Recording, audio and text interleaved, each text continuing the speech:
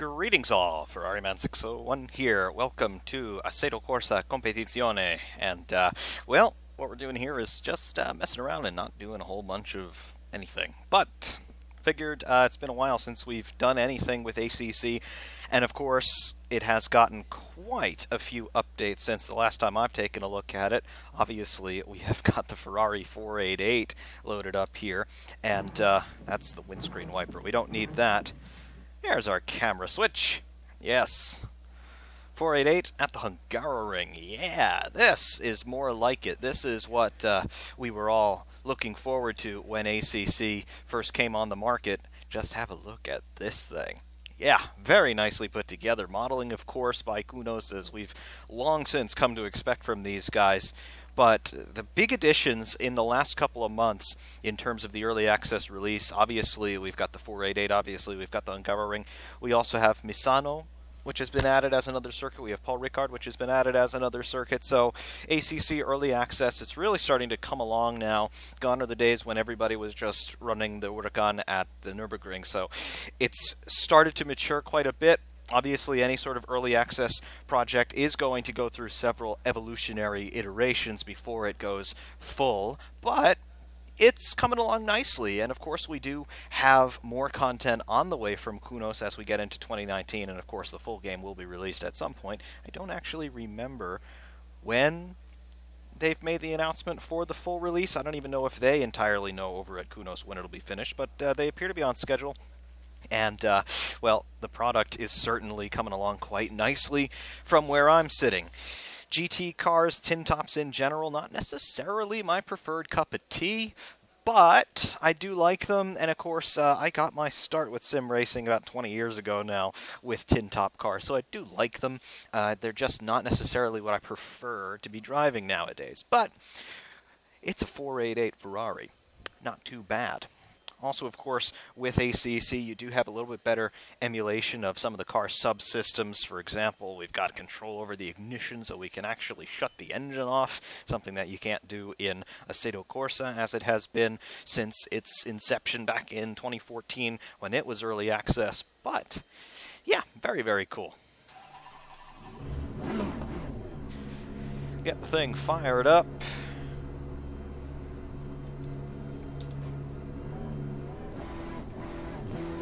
It's really easy to stall this car when you're just setting off, so you got to be careful with all that.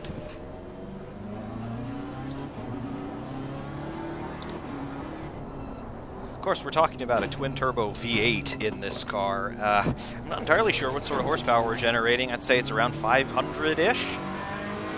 Definitely detuned slightly from its road car specification. Of course, all of that has to be homologated per the regulations. In this series, the whole point of the Blancpain GP series is basically to be as level a playing field as possible across different manufacturers. Very different sorts of designs between all the different cars in this series. You've got mid-engine cars such as this and the Huracan. You've got front-engine cars such as the Bentley Continental and the BMWs that are running in here. So lots of design variation, lots of diversity and technical solutions in this series. But again, the performance pretty comparable between all the cars, and that's the point.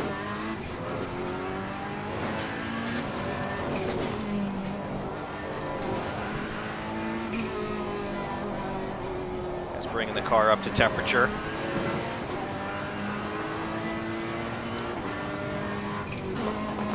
And of course the Hungaroring actually is one of my favorite circuits. It's a shame that it's not included in too many other sims.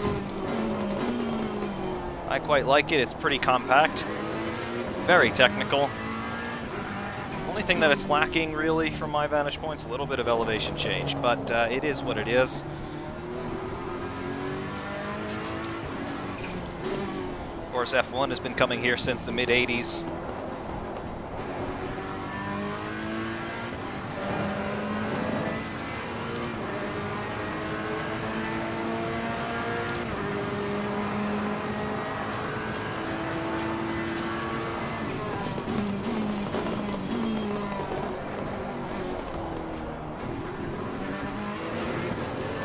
And just generally speaking, what have we got going on in this car? Well, as we mentioned, we have got Very nice emulation of the car's subsystems. You control the ignition and starter and stuff like that. You can control the lights, your headlights obviously, and then you even have turn signals, which is not too bad.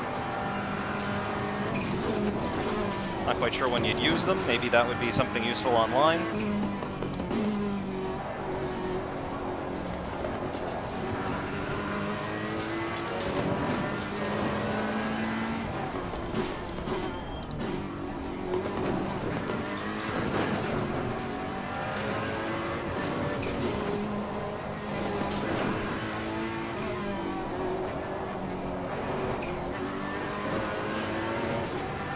Electronic gizmos that you've got to play with in here. Obviously traction control, we've got 11 steps of it here in the 488. Anti-lock brakes we've got.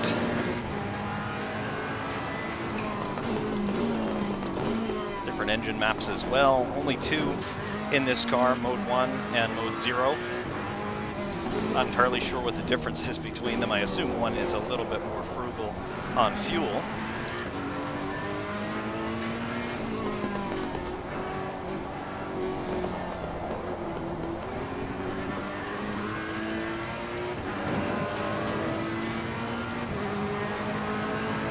Well done, mate. That's all best.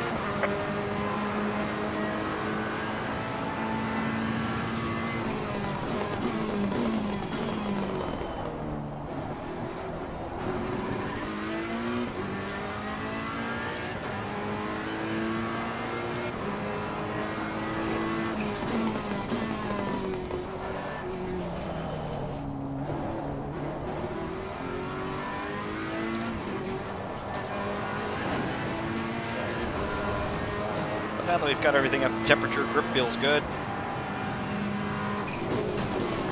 Of course, it's substantially heavier than most open-wheelers out there, unless you're talking about Formula E, but decent performance. Suspension pretty stiff. Chassis is obviously a carbon monocoque, so that's stiff. Not too much body roll, a little bit.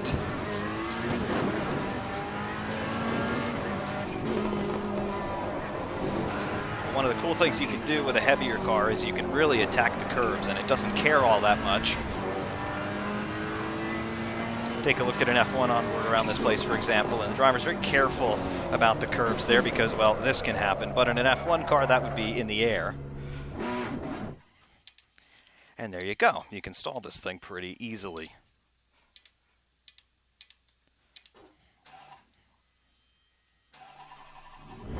There we are.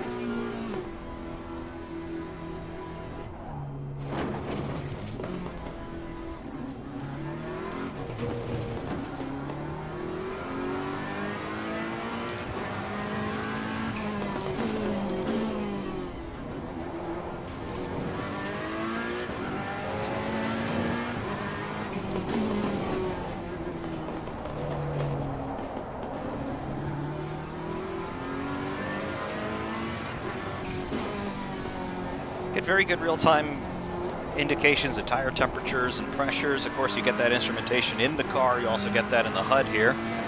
See, the left rear is a little hot.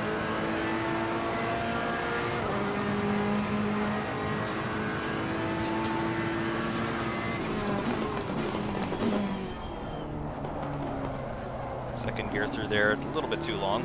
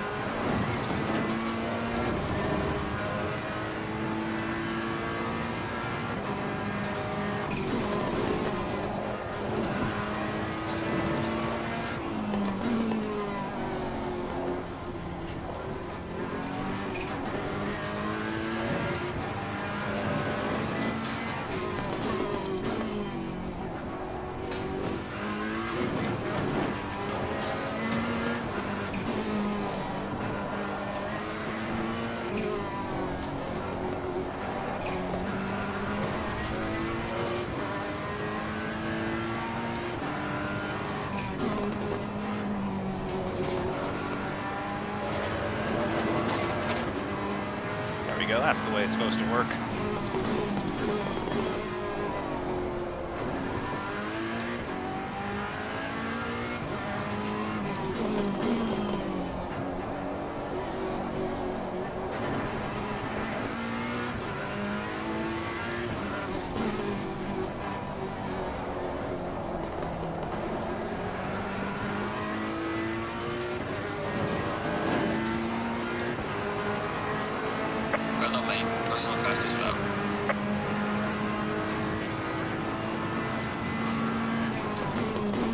go. Rich Cam 427 says this must be a low downforce version of the MP420. Well, low downforce and about another 1,500 pounds.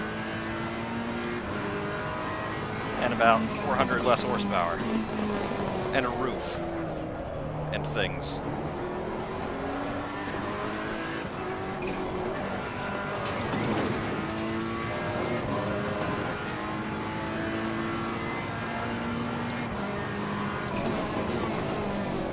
We overdone it? Not quite.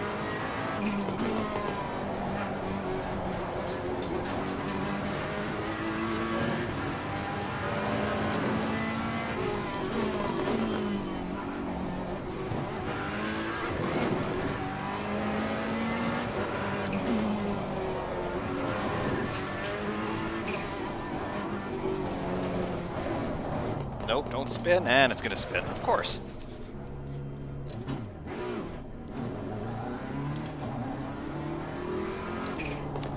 Something tells me it's probably a little bit more stable with the traction control turned off, believe it or not.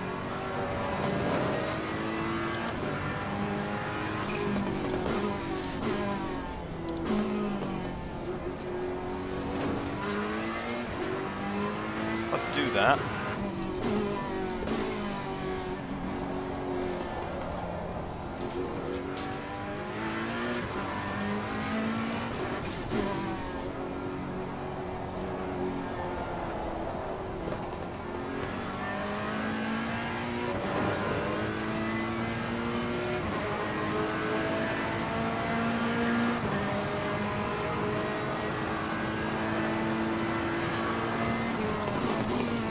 Left the braking way too late.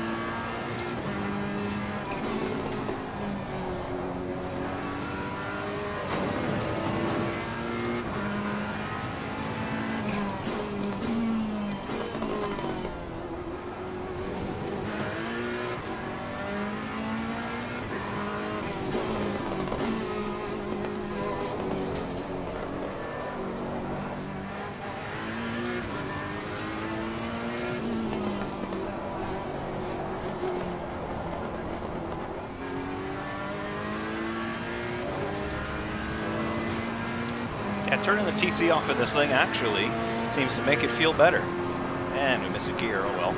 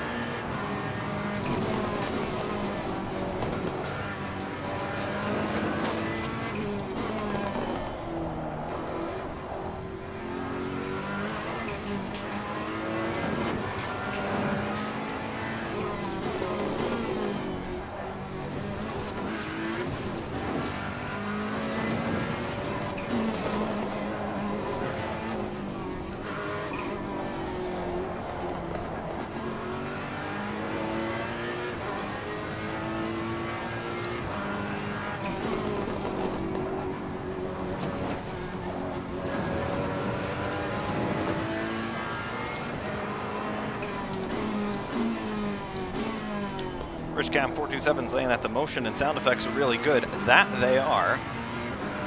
I think what I like most about how ACC has chosen to manipulate the eye point in here with the in-car forces is it's not like the R Factor 1 days where everything was just bouncing around almost at random. Everything that happens with the camera view here is taking into account what's going on with the in-car forces. It's not at random. It's not just a function of speed.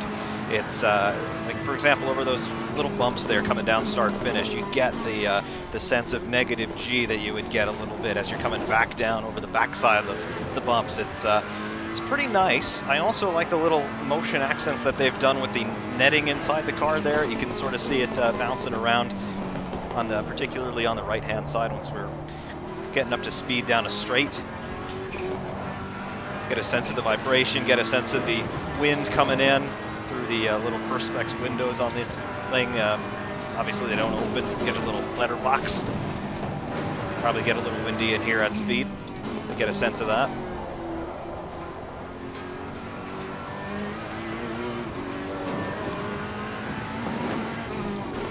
Curb effects are nice as well.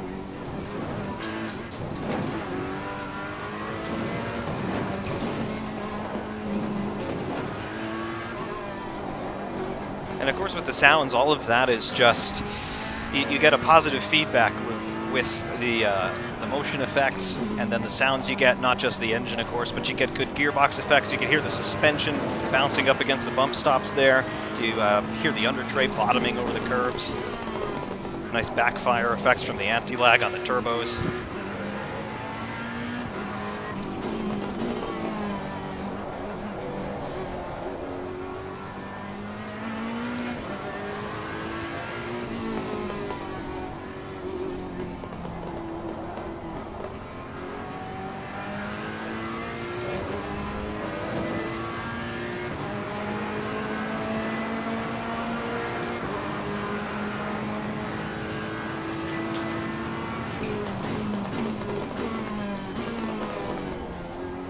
Under braking as well, you hear the brakes working. When the brakes are cold, you actually get a different sound from cold brakes than you do from hot brakes, so it really is very detailed just in terms of the sound environment as well.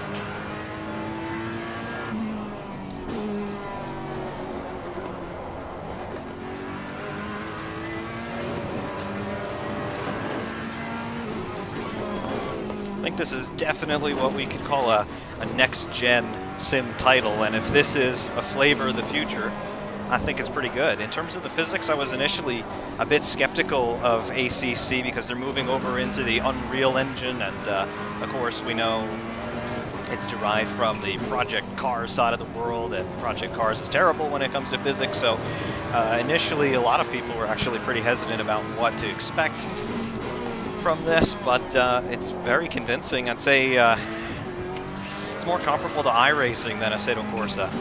And of course, really, we're talking about green apples and red apples when we're talking about those two titles, because they're both very good physics-wise. But I've always rated iRacing as being a little bit higher up the scale, and this reminds me more of iRacing than Assetto Corsa, so they've definitely gone in the right direction.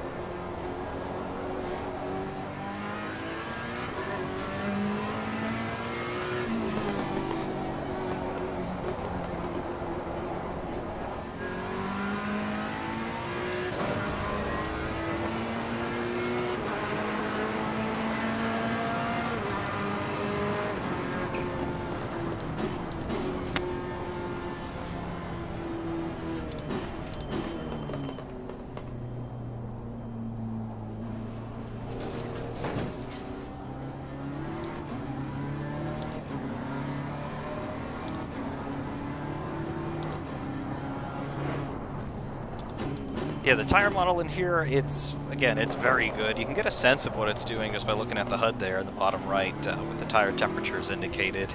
Obviously green means that they're at optimal temperature. If they're blue, means that they're cold, and if they get orange or red, they're too hot. So you can see that we have got three main areas of tire temperature indicated there: outside, middle, and inside shoulder. You can see that it's not just one temperature per section of tire either. It's not that they've just divided it into thirds and then given it their own temperature reading. The temperature readings can actually vary within an individual sector of the tire, so that's good. Things like tire flex also feels like it's been modeled here. You can't see it externally, but it feels like it's here, because you can tell the difference between suspension travel and tire deflection, at least from the force feedback, so it's there.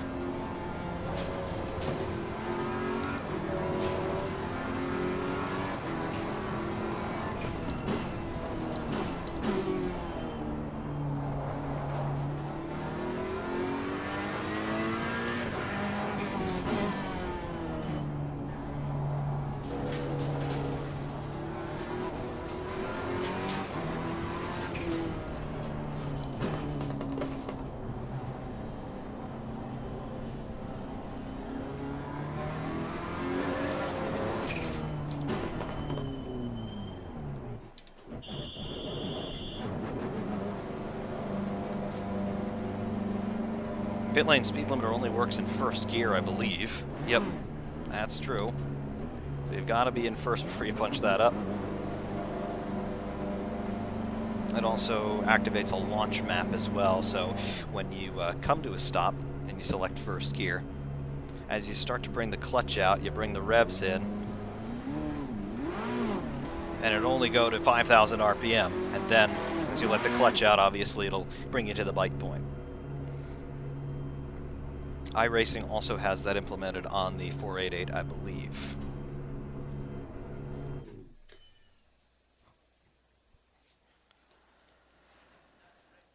But yeah, decent camera effects. You can look around inside the car, it's pretty good, and then of course we can go outside. Get a view of that. There we go. That's new. When you drive into your little demarcated box there in the pit lane, they sort of swivel the car backward. They're trying to simulate what would happen. The mechanics would push the car back into the pit lane, but they don't have those animations yet. I don't know if they're going to implement those. I would assume they are, but nice little effect there. And then, of course, we get into the replay, and it looks really nice. Not quite as good as the Assetto Corsa replays, but they're getting there. I don't like this little vignette effect that they've applied to the whole scene, because you can see that the center of the frame is a little bit brighter than the periphery. I wish there was a way to make that a little bit less apparent, because I think it looks kind of dumb. But it's there. But everything that you see when you're actually out on track is recorded and shown to you in the replay. Then, of course, you get different camera angles as well. A couple of different sets of trackside cameras. And you get this one a little bit more of a zoomed-in shot coming down the straight.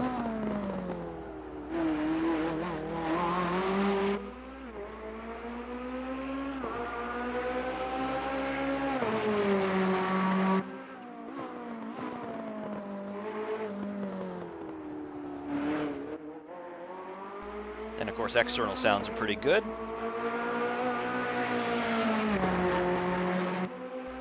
And depending on where you are, usually when this car in particular, when it's in some heavy roll, you'll see some sparks come up from the front splitter, so they have those effects modeled as well. They've got dust effects, and of course in the rain, it really looks different.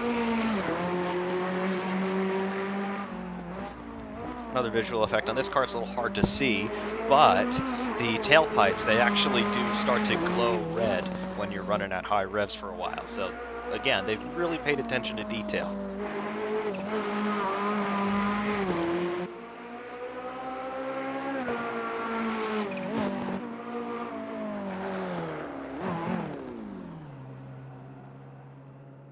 Yep, there was that spin. Notice the absence of tire smoke when we were spinning, and the skid marks that we left on the road, they only went for about 100 feet or so before they were just deleted, so they've got to work on that as well.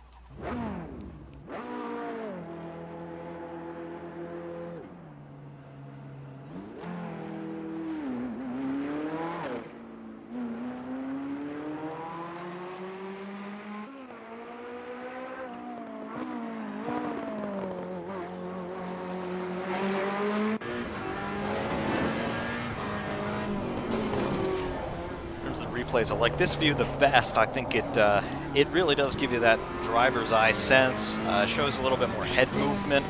Driving from this position doesn't really work so well because the movement that's going on screen isn't necessarily something that you would be doing, so it's a little disorienting, but for the replays it works pretty well.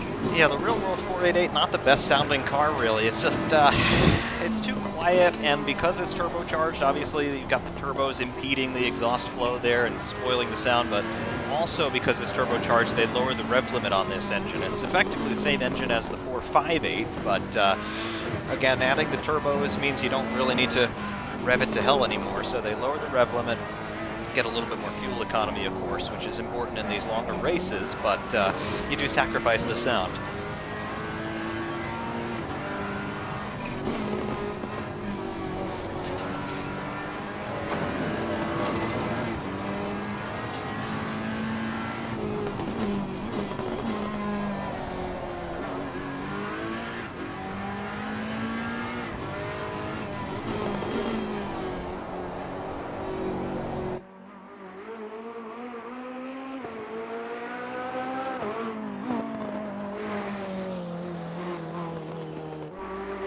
Yes, however they choose to do the Porsche, hopefully they do a good job with it, because that's going to be the best sounding car on the game.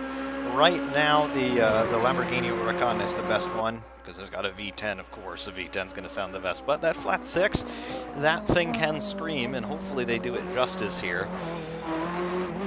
The other car, which actually doesn't sound too bad so far, available in early access, is actually the BMW. It's turbocharged, so it doesn't scream as much, but from inside it sounds pretty meaty. Outside it's almost silent, which is a bit of a shame, but from the cockpit it's pretty nice. Probably take a look at that one next.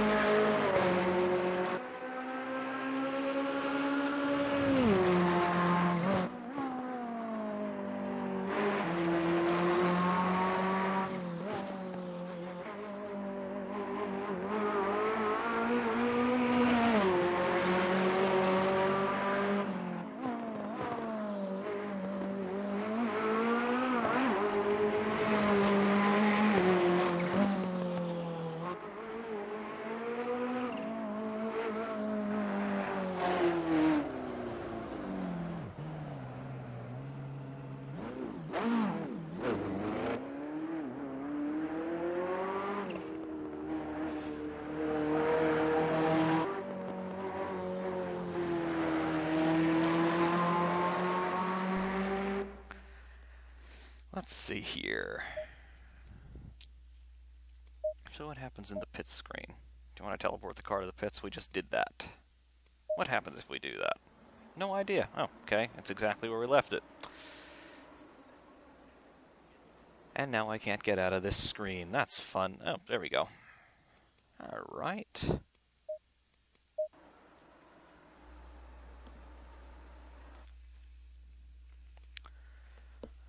Dubf 2007, how are ya? Good to see ya. Let's see, BMW M6. This is actually not a bad little car. And, believe it or not, Paul Ricard, not a bad little circuit in a tin top. It's terrible in an open wheeler, but in a car like this, where you've got a little bit more weight, a little bit less speed, you can throw it around a little bit harder, it actually comes into its own. There are just too many different configurations around here to really sight yourself when you're going really fast. So an open wheeler, again, I don't like this place at all, but in these cars, when you have a little bit more time to plot your course, it actually works. You'll see what I mean.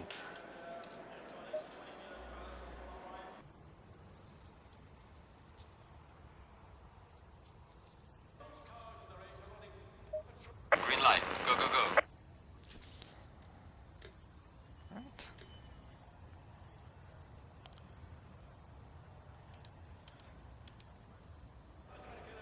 Yep, there you go. M6. Again, looks very, very nice. Wish there was a way to see the front. There we go. Not bad. Not bad at all from a modeling perspective. A little bit of a view of the cockpit.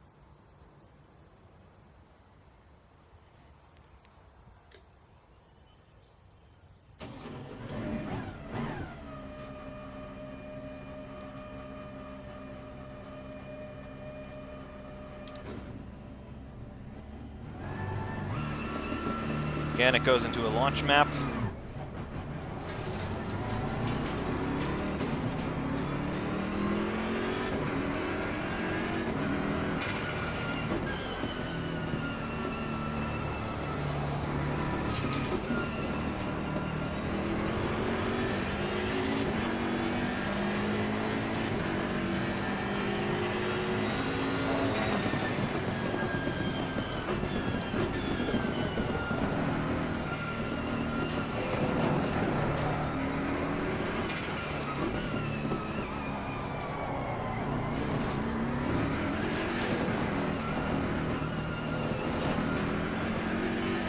This car sounds a little bit more connected than the 458 in a mechanical sense. You can hear the gearbox a little bit more in this thing. Maybe because the engine's in the front, I don't know, but I don't know, I like it.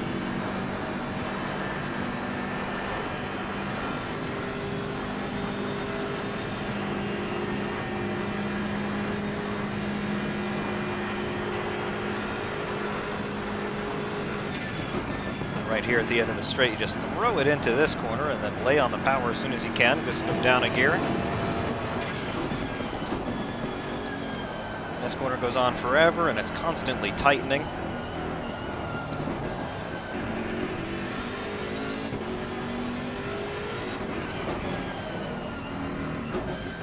Same thing here, multi-apex corners, variable radius corners here as well.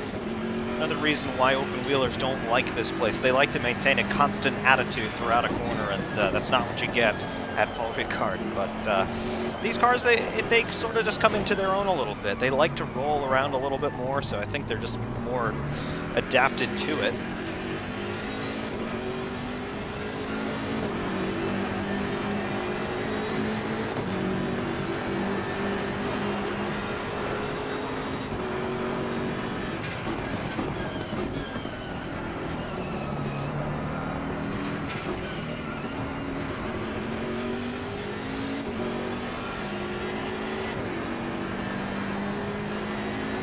This very deceptive corner up here, you really got to watch the marker boards because you cannot see the apex approaching. So, and of course you don't really get landmarks around this place either. Every corner looks the same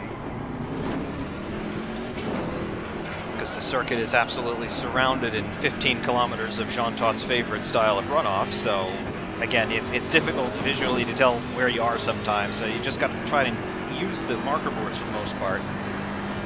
Of course, this is the layout that Formula One really should use. This is the Mistral Straight, and it's 1.5 kilometers long. F1 has a chicane right here, which is completely useless. Just let the guys go flat out.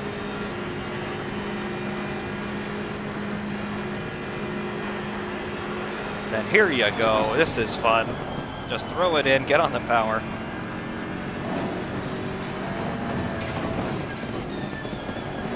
Multiple lines through here. Try and keep it in the middle and then tuck it into the apex for the last part of the corner. Get on the power early. Here you can enter this corner a bit more slowly than you really need to because it really does turn into a hairpin at the end. Puts you in position on the exit curbs. This one you can come in wide to use some of Jean Tot's favorite runoff. Tried to pick up a late apex, but that happens.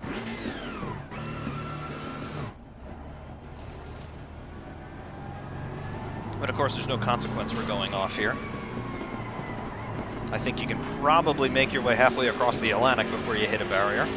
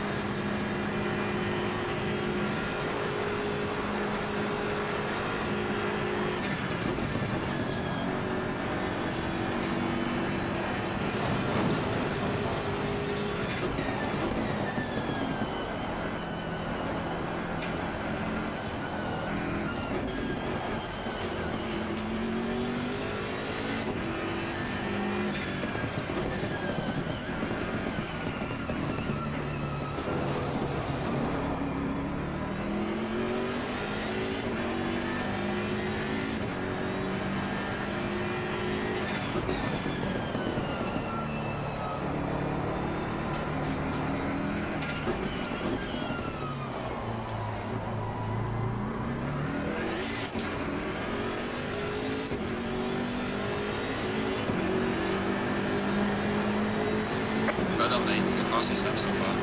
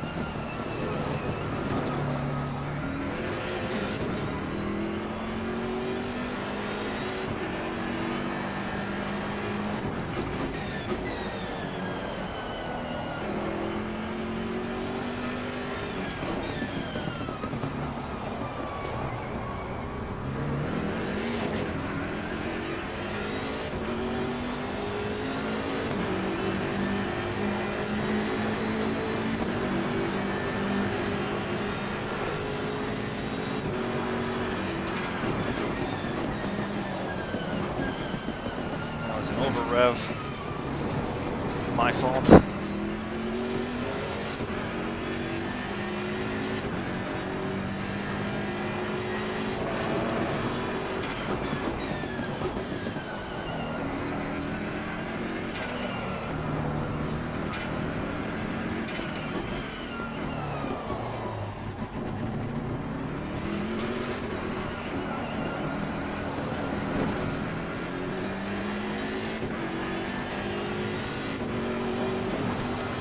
Way wide. Cones, hello cones, goodbye cones. What I think of this ridiculous layout here. There should be barriers here, right here. But no, we can't do that. That might be dangerous.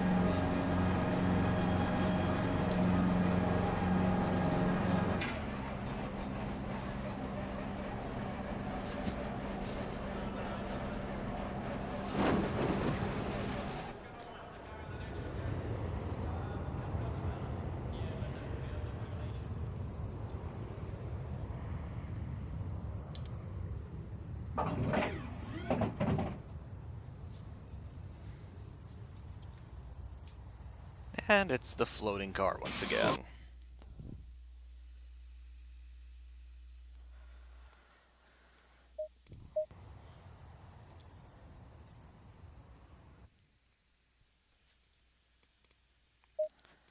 Let's see, real quick.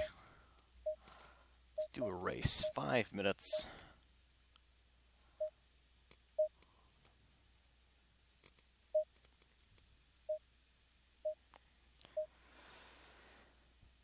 Yeah, let's do something in this ridiculous Bentley, because why not? This car has no business being in a racing game, but here it is. I think it's a joke. It's hideous, first of all, and secondly, well, it's a Bentley. You don't exactly think of racing when you think of Bentley, at least not nowadays. Maybe long ago, but not now.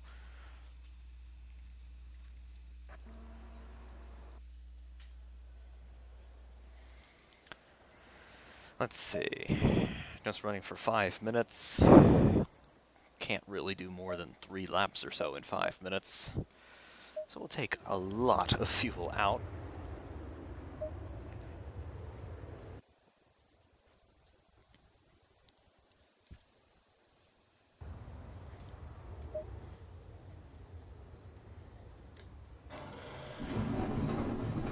Alright, this is a long race session. Watch out and remember that our target is P10. Repeat, position 10.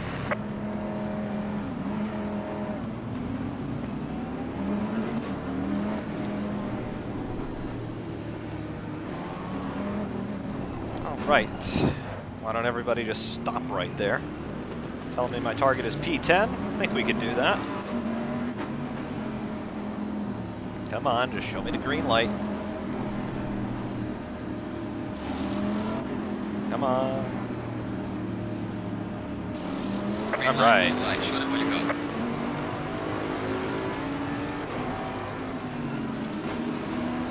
Again, why don't we all just stop in the middle of the road? And apex cone went flying there, so now we've got no reference point. That's going to be fun.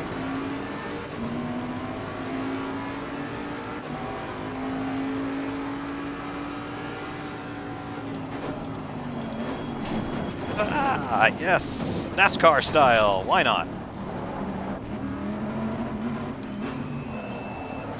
And more NASCAR style. Fun.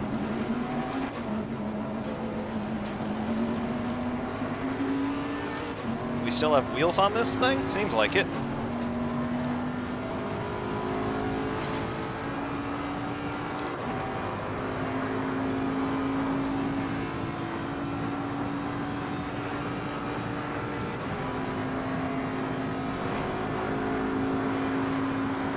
Now, if I can't get a little bit closer to the guy in front, we're finished. Because you really need a slipstream down here.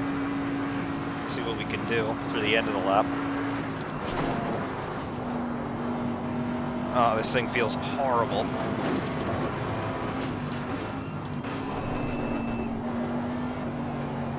Just got no front end.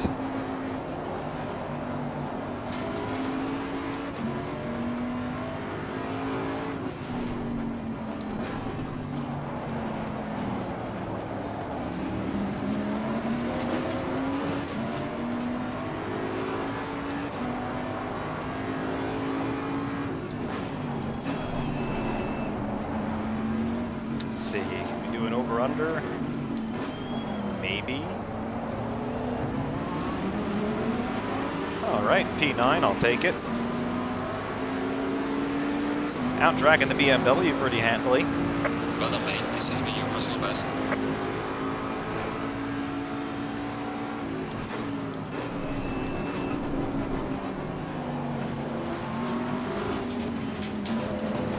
Probably not going to out-drag the Ferrari, if I had to guess.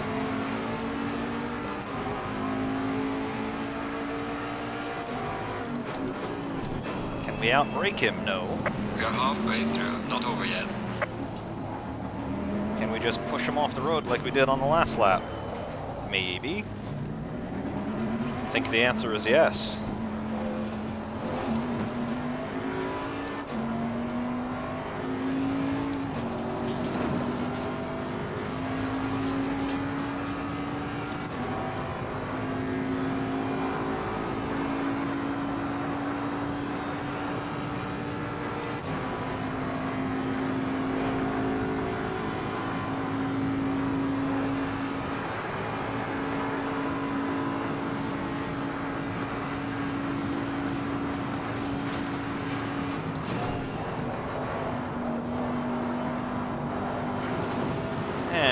around the suggestions there, telling us where we should rejoin the circuit if we use the curbing.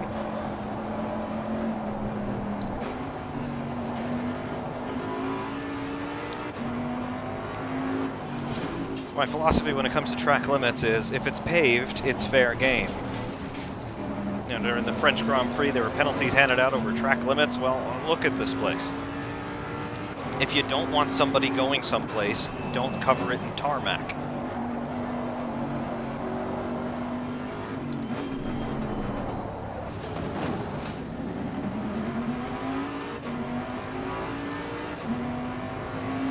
Let's see, this should be the last lap.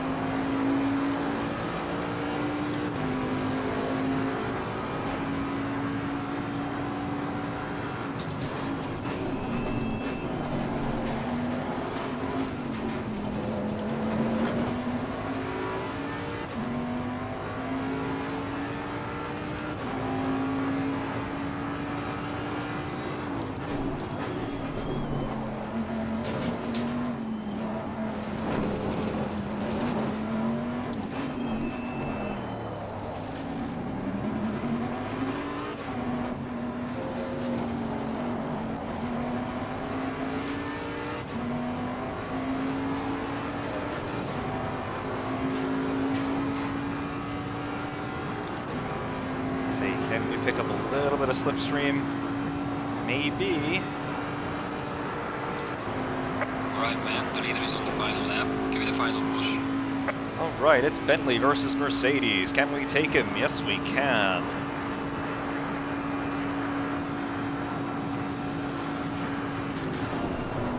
Can we hold him behind now as we drift to the fastest corner on the track? Yes, just.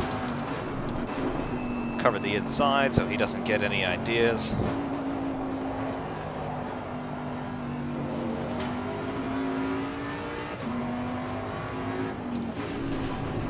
Cover the inside again, just to hammer the point home.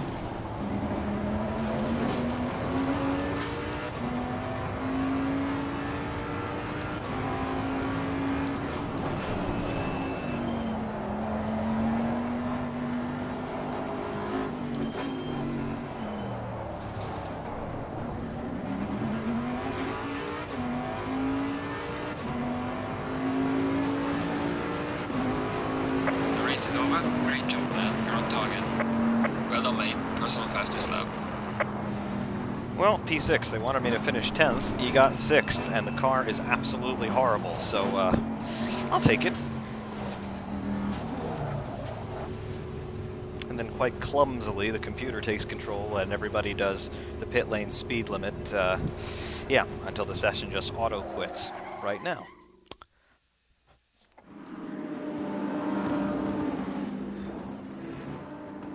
Final order there. Click on the car, you get your split times and your fastest lap.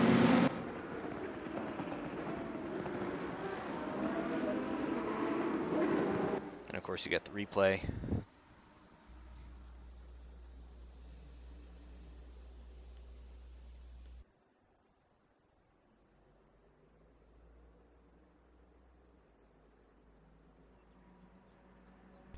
Which should start at any moment. There we go.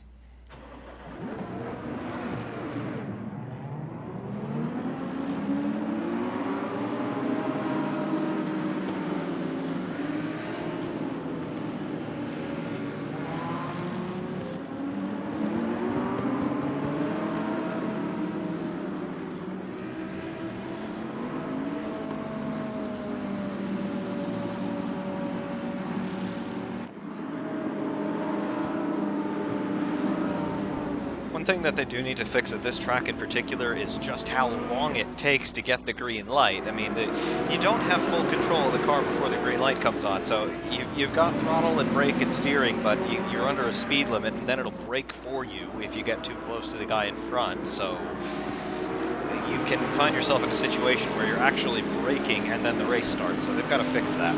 Just let us do it manually, give us a penalty if we mess it up, but don't have the computer do it. It's just very frustrating. There was the first bit of NASCAR racing going on. And the second bit happens right up here. Boom. Obviously, they don't have the damage model quite figured out yet.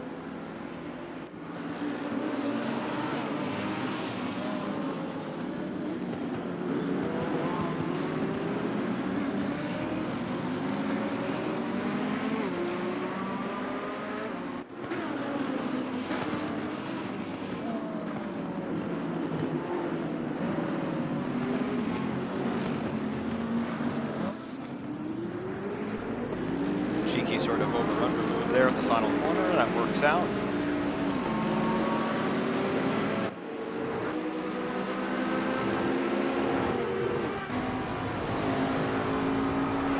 Again, this track works in a GT car. It just does. Formula One, I don't think they could have picked a worse venue for the French Grand Prix, but GT, for some reason, this is okay.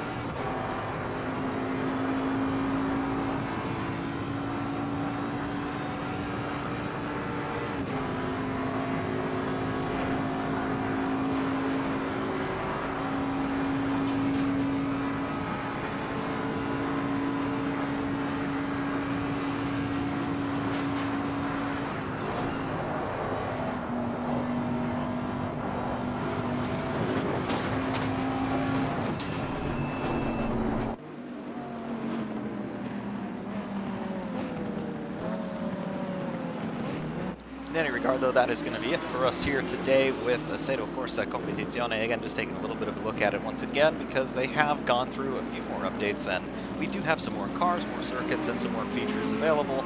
It's coming along nicely.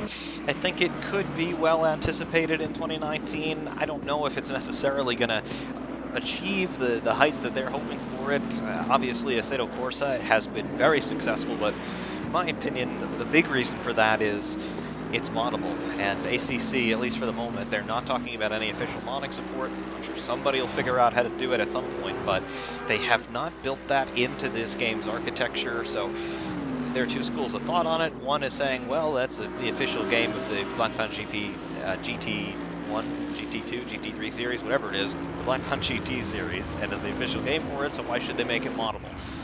Second school of thought says, well, no, it's a sim racing title, and they should make it moddable because that's what sim racing is about. I don't know what the end result's going to be. I think that the overall clientele is not going to embrace this title nearly as much as they have with Assetto Corsa, simply because they don't have that capability for customization, but time will tell. They've done a decent job with it as far as it exists now in early access, but I'm sure the final version of it, whenever that comes out, probably midpoint next year, it'll be all right. It'll be a decent sim if you like GT cars, but if you like open wheelers, or if you like just a variety of content, this is probably not going to be for you. Hopefully, though, what this really is a big test bed for a proper AC2 at some point.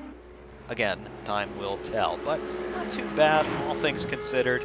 Definitely not going to be my primary go-to when this does go 1.0 and above, but it's reasonable. Until next time, though, for Ariman601, saying thank you all very much for watching, and of course, we will see you soon.